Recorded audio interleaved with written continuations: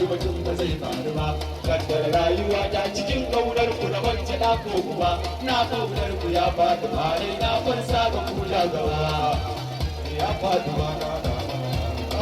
damina ta sauka abada abul abbas da ku muke rayuwa dare na bugangar jiki ba ta tafi ba mutum rayuwa barhama abun kira na da na dauke ku rikicin rayuwa idan ba ga su ba ku san shiru yasa nake rayuwa salamu alayka ya shugaba salamu alayka ya shugaba kashe kuru wani uba ba irin ka gare ni idan ga bai gan shi ba na shigar da ni a wajen Allah ni kai ka dauka uba maulayi ina da kai na sani wallahi ba za na tuzar ta ba gani na zo abba sai ta ni da kudu wahala ba zan gantawa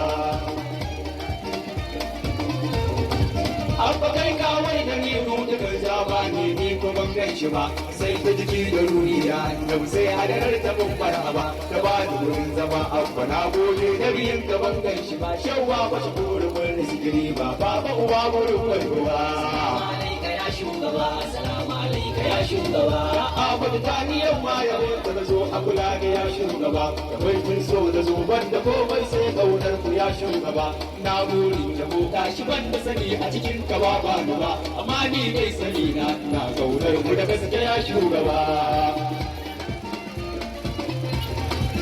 dai ban ka nake a kullum ina zangan ka na warka cutar jiki ciwon kaunar ka ne ke tici na shi ka biyo ni taron biki dan na jina da bangan ka ba zargi ya ci kariya sa biki sai baki wanga rauni a bayyana da ganin ka ya shugaba assalamu alayka ya shugaba assalamu alayka ya shugaba mafi tausan halitta da kai baka bar da kan bugun faduwa Allah na san ka sannan yana kishin ka da kai ba zai barka ba kai ne ka tafi da komai sa Allah bai yi irin takawa yadda dukan ba kan zai yi ban taba jin wani mai irin takawa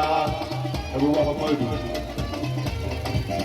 mafi kyawun halitta Muhammad Ahmad duk yabo na kare abu ne kyauta rabawa yake kyautar Allah ta hannunsa ne ya ba wa mutum da aljan masoyin Allah mu ka bayin ka ne alƙasim mai rabawa da hannun Allah kun ka aido da ya zane ya shugaba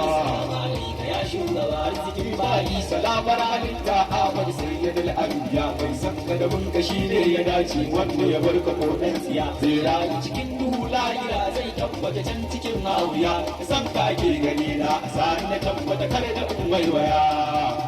ya shugaba dan Allah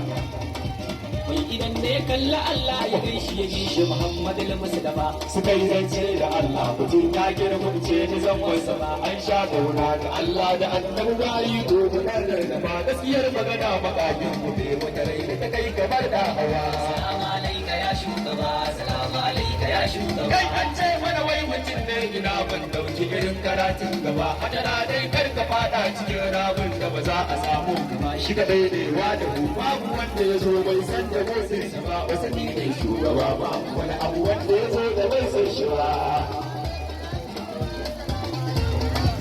bai tauya ko kaɗan